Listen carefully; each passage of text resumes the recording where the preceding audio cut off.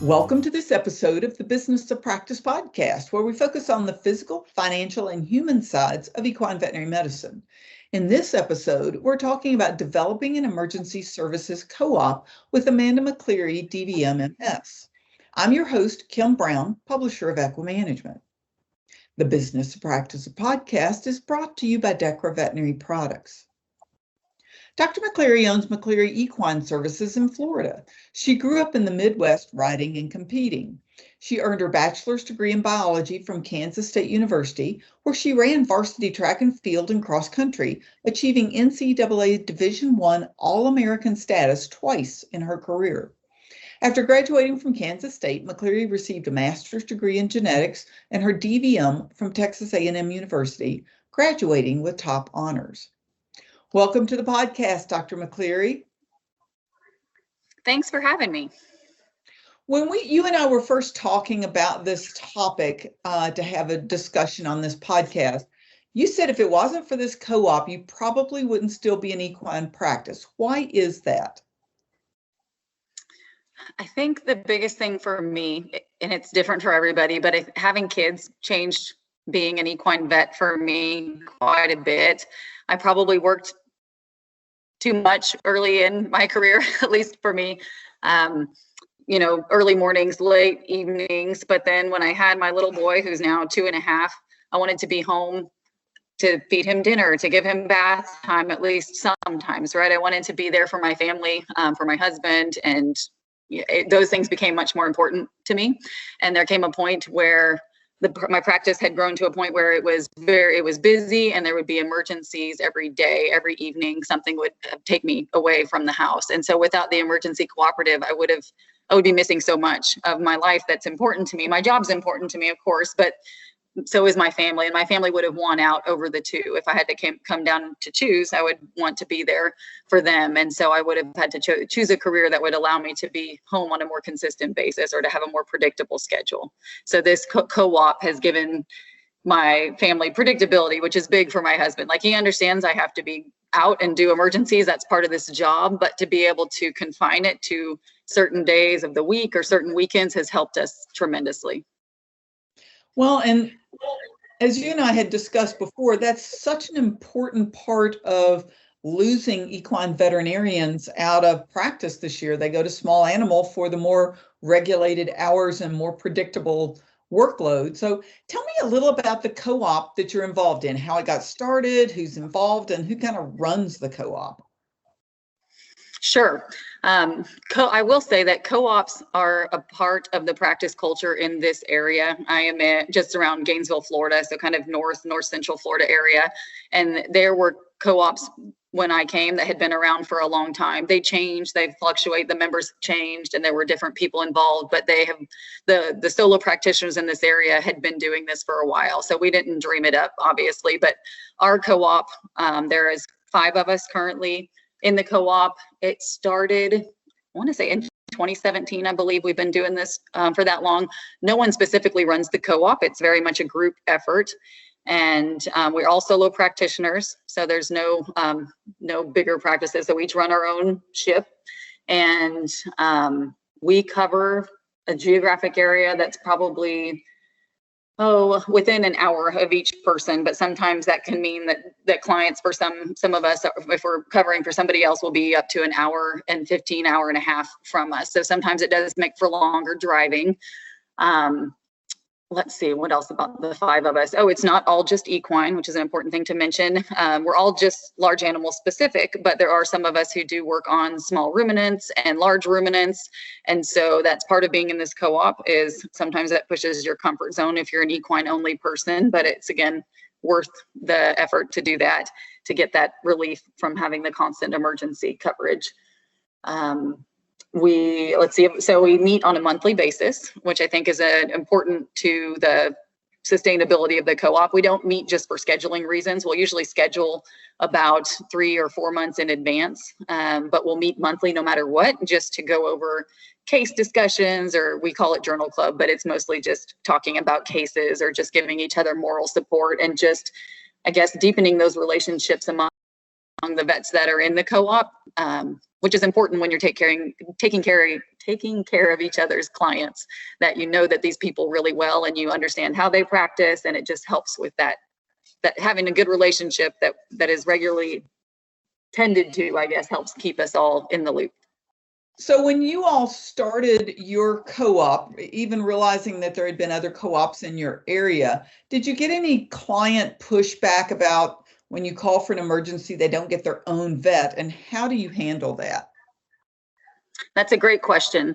That's definitely a concern that some of us had going into the co-op, because we market our practices as ourselves a lot. At least I'm very guilty of doing that. I'm McCleery Equine, right? So it's me, I'm your vet. We market that we are there, available. Equine vets are the worst at it. We give out our cell numbers and want to be available for our clients all the time. So when we do change that expectation to suddenly, oh wait, but it's Tuesday night, it's not my night, you're going to get Dr. X instead, clients can be, anytime you change the expectations, people can be upset. And so we kind of took the bull by the horns and presented this unified front. We held a client seminar that the 5 of us hosted. So we all came together and invited all of our clients. We got a drug company to cover a dinner for everybody. Since it was the 5 of us joining together, it was easy to make a nice presentation and have a nice meal for everybody. And we did one on emergency care, since that's what it was going to come down to. And it was really fun. We all gave a part of the presentation. The clients got to see us working together. The clients got to see the faces that they may be dealing with after hours, which kind of created a little bit of a relationship there, where they felt they had those other vets, and it wasn't just a stranger they were getting when they called after hours. So I think that was huge. And then COVID hit. Our plan was to do that again, and we haven't been able to do that. But I think I still have clients asking if we're going to do that again. They loved it. So that, I think, has been a big benefit to us. The other thing that we did, one of the more artistic veterinarians in the group made a magnet with all of our logos on it and all of the phone numbers. So it reiterates that we're not the same practice, because that's a common confusion as well, that they think we're all working under the same practice. So having each person's logo on the magnet made it very clear these are 5 separate entities, but then it listed all of the phone numbers, so they're in an easy to find place, and it's something that is easy to give to a client. I give it to all of my new clients, especially when I'm there for a wellness appointment. Like, hey, I tell them about the emergency co-op. I discuss I trust these vets with my animals any day. I very much support them and talk up the other vets, that they are good and you can trust them with your emergencies. And I kind of just explain how it works, that if they call on emergency and it's not my night to be on, it will say on my message who it is, and it'll be one of these wonderful other veterinarians, is usually how I present it, and give them the magnet. And so that's been, again, another way to approach it before they find out on emergency one night. They know about it going in. Oh, this is what they do. And so it's not a surprise, and they accept that very well. And we get lots of positive feedback on that. Many clients are like, oh, I loved that vet that covered. She did such a great job. And I'm always like, oh, I'd love to hear that. I pass that along to that vet, because everybody wants to hear that they're doing a good job, right? Like, it doesn't worry me that my clients love whoever covered for them. I want them to like that vet and feel like they were taken care of. That's important and reflects well on me. I feel like some people get worried that it's, competition coming into your clients, but I don't see it that way.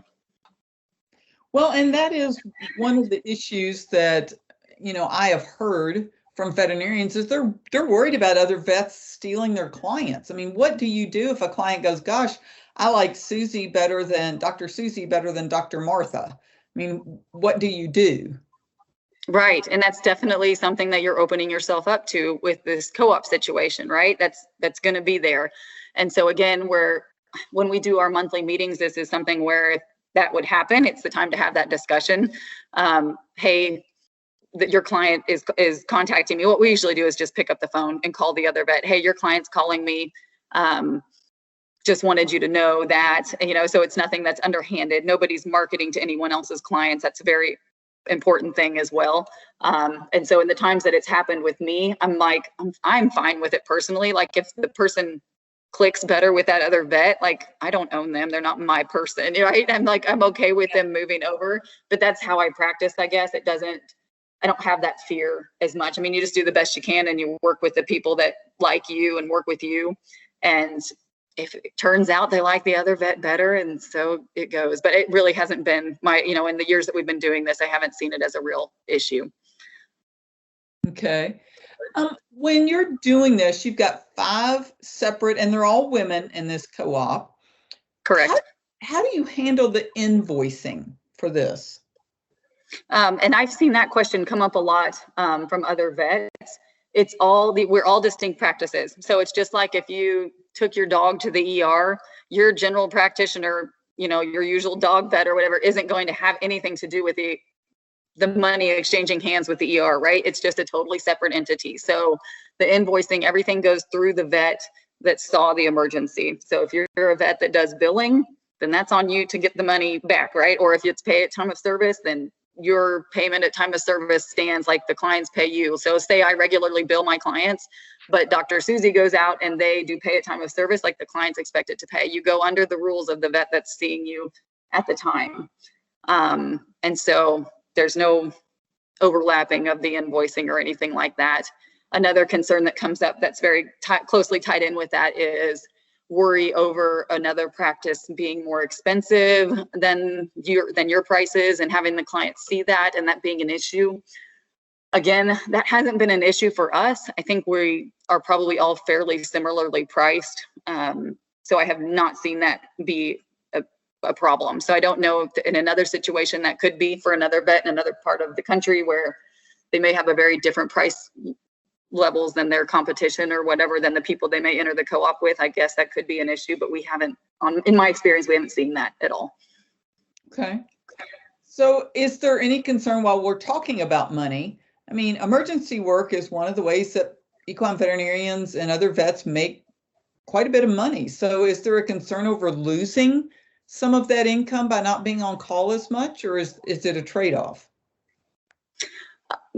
No change. In fact, I feel like I probably make more money on call, but the beauty of it is it's more concentrated. So as opposed to having like those 4 emergency calls that could happen anytime during your week, usually during dinner, because that's when they happen, right? Yeah. You have them confined to that one night, that one, Wednesday night's my night. So I might just be out all Wednesday night, but I'm going from one emergency to the next. And so I make that same amount of money in a very discrete point in time. And so, no, I have not seen any change in my income from using the call group, because right now you're seeing emergencies for those, for 5 people instead of 1, which can make for some hectic weekends. But generally, again, that tends to work out okay for us. We haven't had anybody be too overwhelmed, and everyone's been able to handle the calls as they come in. Okay, that was going to be my next question, is what happens if you end up with 3 colics in 3 different parts of your county or coverage area? Do you have a backup, or are you just that it's you take care of it? It's tough. We don't have a backup, and it's very rarely been an issue, but there have been occasions where it is an issue, and we've discussed, do we do a backup, or it's or not, but then that other person is kind of tied up, then you're tied up doing more emergency duty. And so we've been okay not doing that at this point. As some of the other vets in the group maybe get busier and their practice grows, we might have to revisit that. But right now it's working okay for us. But yes, we have some weekends where the poor vet gets hardly any sleep who's on, because they're just running from one to the next. So, so yeah, it is a concern, but we've been okay so far.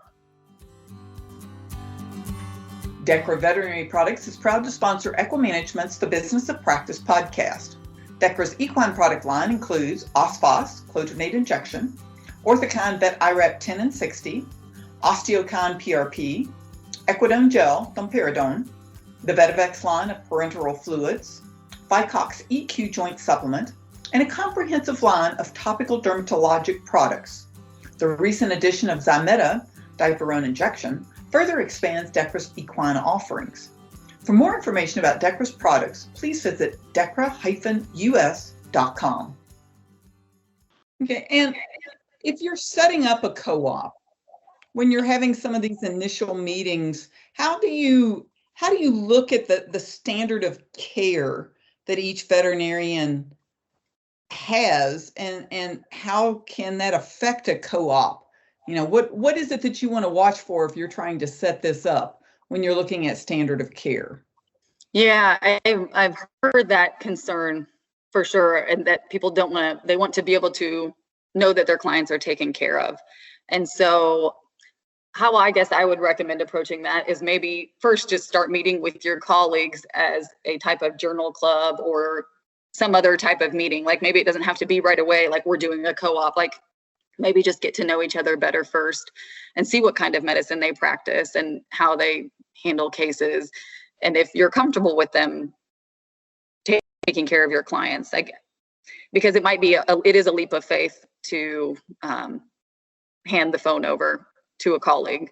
And I still, like, even though I know that these doctors in my co-op are awesome and I know they're going to take care of my clients, you still get that pang of like client guilt, like, oh, that's my good client, I should be there for them or something. That still happens and I hate that. It's something I try, you know, hey, I know they're taken care of. You got to let that go, because you got to make a choice. Either you're choosing the client or you're choosing to be home with your family. It all comes down to a choice, right? And so you just decide which way you want to go with that. But that still is a challenge for me sometimes. You feel like you're letting somebody down by not being there. I think it's part of the personality type for me anyway, but and maybe for a lot of other vets too. It's hard to let that go. And I think it was very interesting with your co-op. I've heard of others that have maybe 2 or 3 vets and they're all only equine. So how is it when you have some vets who have, like you said, large animal or large animal, small animal, ruminants or whatever? Do you have to brush up a little bit before you go see that goat or sheep client? Oh, yes. And so, some of it's been a real challenge for some of us more than others. The ones who do more of the ruminant work have been great. Like when we first started, we did a couple of our rounds meetings on what to do for the down cow, what to do for certain goat emergencies, like what are the top goat emergencies we see, and generally how do we deal with them. So we did some of that just as a group. And then also like the cattle calls are ones I'm always like, oh no, it's a cow call. I have to figure this out. But the doctors that work on cattle more are generally, one of them will be a phone call away, which has been awesome. And I don't expect them to be there, but when they're able to pick up the phone and just say, hey, yeah, you're on the right track, that's what you do, like that has been really helpful for me. And then you look back and it's actually kind of fun to do some stuff that just expands your comfort zone a little bit. I tend to dread them when they come in, but then once I've dealt with them, I'm like, oh, yeah, okay, I went to vet school, I know how to do this stuff. But it's nice to have them as a mentor in your back pocket when you're going out to see those type of calls. But it's worked well for us. But it's like when you're not comfortable with it, that can be that's hard. Yeah. Yeah, and it can also be hard when you have someone that's used to doing, 60% cows and 40% horses, that occasionally those equine folks can be a little challenging. I'm sure it definitely goes the other way. And I guess I would say for our group, there's no large cattle. It's very much, I think it's I don't know what the percentage breakdown would be of their practice, but there's no huge dairies or anything like that. I think that would be a different situation, and that would probably make me a little more uncomfortable if I was having to deal with more of the production side of things. These are mostly pet cattle or small herds, and so it's a little bit easier, I'd say. I could see it being a challenge as an equine person to go in and expect to know the more of the production type emergencies, but there's definitely cattle dystocias and that kind of thing that we have to deal with. Yeah, the good thing is cattle reproductive tracts are very forgiving. Yes, right. And so that's where it's been kind of fun. You can do it and you're like, okay, yeah, I do know how to do this.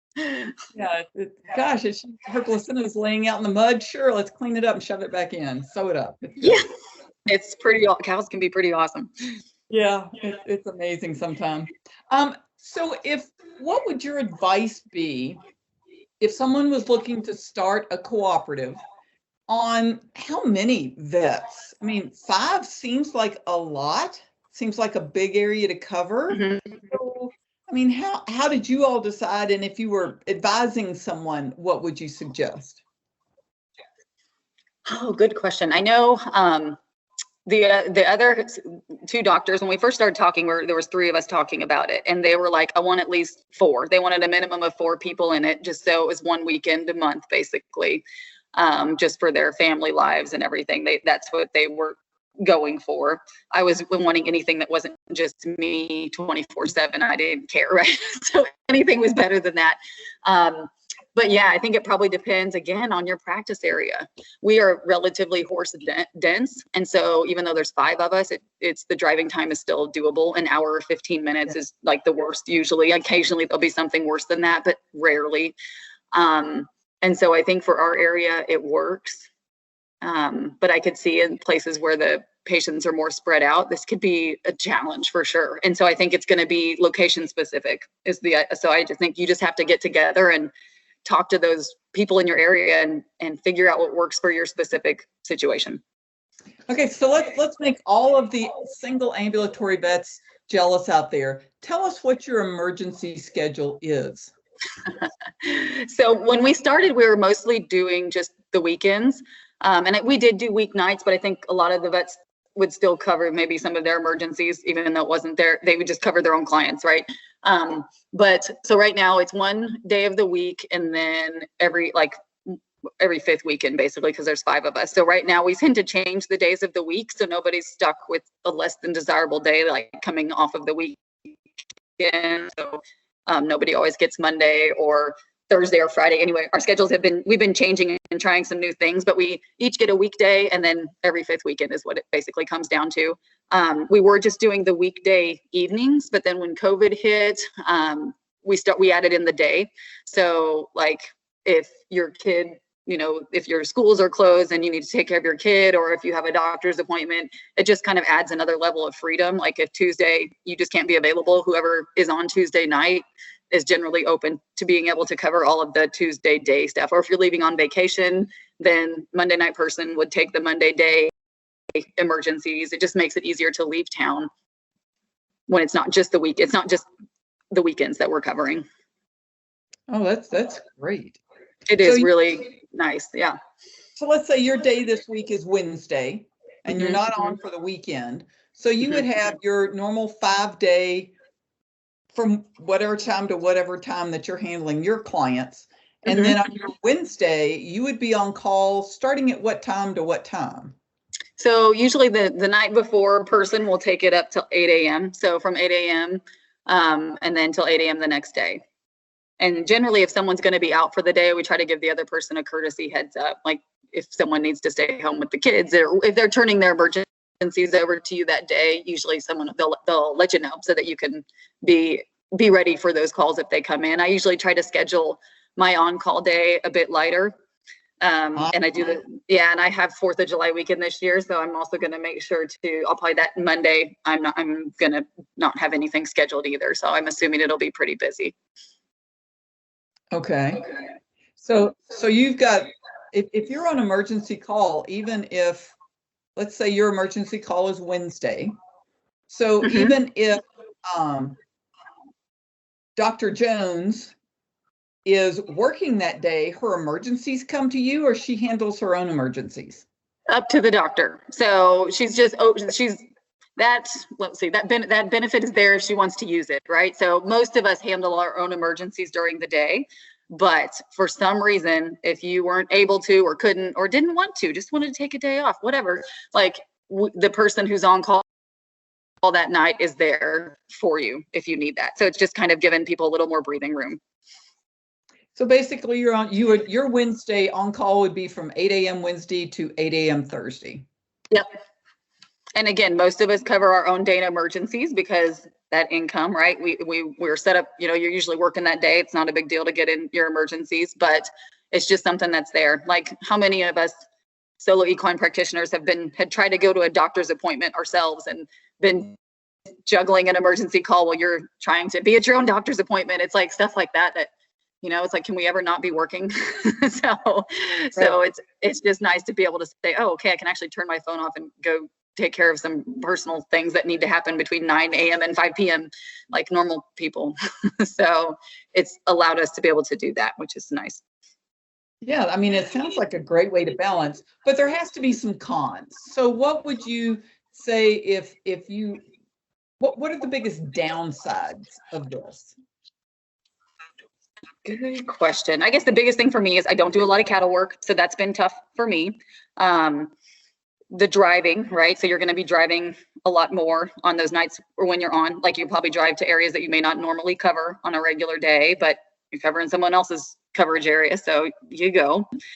But I would say, I'm trying to think if there's any others. I mean, those are the biggest things. I never worry about the level of care that these other vets in the co-op are providing. I trust them completely with my clients. Everybody's great, and also about turning care back over to the regular veterinarian the following day. We just have a good group that has a good communication, whether that's via text or a phone call or an email. Everybody does it a little differently, but the communication has been great among this group. But yeah, like the cons, I'm trying to think if there's any other cons. I have lost, I think, a client or two because of the co-op, but mostly I can think of one, because most of the veterinarians are further north than me. I'm the furthest one to the south. And so I did have some clients in the more horse-dense Ocala area. And so that means that they could get a veterinarian from one of the Ocala area hospitals much quicker than they could get one of my on-call vets. And they were frustrated that I wasn't available 24/7 to them anymore, and that it would take an hour for the on-call vet to get to them, which is that's understandable. They wanted somebody there faster, and they had an opportunity to have somebody there faster. And so I lost them as a client, but it's a trade-off, and I was okay with that. Like, I couldn't provide her with that 24/7 care anymore, like she was used to having for, the several years before the co-op. And so I guess, basically it's a business thing, right? I wasn't providing a service that she wanted anymore, and she could find the service she needed. And so she moved on. So Right. That's going to happen sometimes. And I was okay with that. I didn't want to be her 24/7 person. So I want to go back, Dr. McCleery, and talk a little bit about the communication. I would think that being on an emergency and trying to share that information back to the regular attending veterinarian would be critical. So how do you all do that? How's that handled? Again, everybody has their own communication styles. Like one of the vets just does the medical record. And then, like, say I'm seeing another vet's client, I would put them in, and I would put, like, my software lets me put other interested parties as like a contact on that animal. And so I have all the other vets in my software. And so I'll put them as another interested contact. So then when I'm going to send the discharge instructions, I just CC them on the discharge instructions that I'm sending the client. And so right there, that the client gets the follow-up, and so does the regular vet, which basically has my diagnosis and the follow-up care that I recommended. And so they're on the same page as what I told the client. Great. There's another vet that likes to call and do the voice memos. Like, she'll call and leave a long voice message with what she's seen and what her plan was. Some people, do a text and say, hey, can I call now? It's like 8 a.m. on Monday morning. I'm going to call and tell you everybody I saw for you over the weekend. And they do it just over the phone. So yeah, everybody does it a little bit differently, but it always happens. And that's what's important. Oh, that's great. Well, is there anything else that you can think of? If I know a lot of veterinarians would love to have what you're describing here today. Is there anything else you can suggest on starting besides maybe just having some general meetings and getting to know the practitioners in your area? Do you have a contract with these people? I mean, what would you suggest? We kind of laid down some quote unquote rules when we started, just so everybody was on the same page. And you kind of learn stuff from other co-ops that have failed, since there have been co-ops in this area that, that sometimes fall apart or whatever. And so one thing was making it very clear that you will be expected to see some small and large ruminants. That's just part of the co-op. You just need to know that going in, right? Because there would be other vets in the past where, they didn't want to see the cattle. Like, that's not an option. If you're covering call for somebody that sees cattle, you got to go see the cows, right? Right. So that was a concern that they had. So they wanted to put that out there. And, so we had this little, we have a document that we keep our schedule on, just like a Google document that we can constantly edit. And so that we kind of put these up in the corner there. Okay, here's the kind of written rules, basically, of the co-op. So that was one thing that was important. And then we also wrote down that the primary practitioner is going to be updated on all cases seen at the end of each on-call period. So just to put that in writing to make sure everyone understood. Other things that we said, that all established clients, regardless of their location, needed to be provided service. So there wasn't a kind of like, oh, you're too far out. If you are truly a regular client of a vet in the co-op, even if it's an hour and a half drive or whatever, they needed to be seen. So that was something that we also established early on. So we did have some written rules. So I think it's a good idea, again, just so everybody's on the same page, that it's, if you write it down somewhere, it's like, okay, we all understand it, but we never did a contract. There was nothing legal about anything we did. I think when we did the little, the AEP table topic, people were worried about like liability insurance and stuff, but there's no overlap in the business. Like, you are your own vet, you're going out and providing a service to a client like you would with your regular practice. So you're not working under anyone else's liability like that. So we haven't done any of that legal end of things because we didn't see any need to. Okay, that's good. Okay, is there anything else, Dr. McCleery, that you can say about having an emergency co-op? I think one other thing that's been really nice that I didn't foresee is that having your on-call time be so defined and knowing that you'll most likely be working when you are on call has allowed me to also pay for the technician. I didn't have technicians the whole time I practiced. I've only had them, I think, the past 4 or 5 years, and it's been a big game changer to have somebody drive where you do medical records and that kind of thing. And it's safer, because I know that when we're all trying to drive ourselves, like it's not safe. It wasn't when I was a solo practitioner driving myself around. You're trying to multitask, and you shouldn't be. You should just be driving. So being able to have that technician while I'm doing emergency has been great, because she drives. It's also safer because it's usually after hours. It's good to have another person there, because we all know we've been in situations where you don't know where you're going or who you're going to see, and sometimes can feel unsafe, but it always helps when there's 2 of you.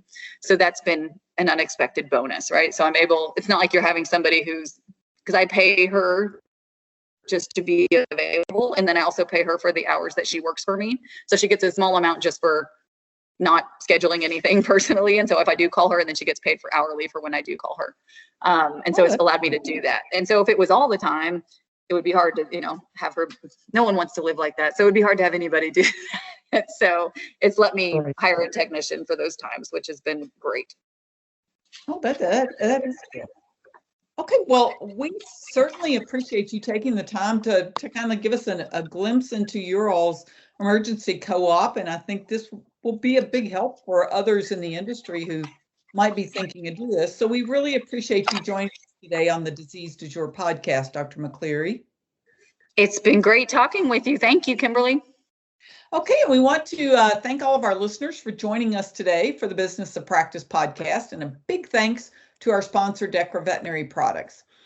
Please visit equimanagement.com or your favorite podcast network such as iTunes or SoundCloud or Stitcher to hear each episode of the Business of Practice. If you have any questions or suggestions, send me an email to kbrown@equinenetwork.com. The Business of Practice podcast is a production of the Equine Podcast Network, an entity of the Equine Network, LLC.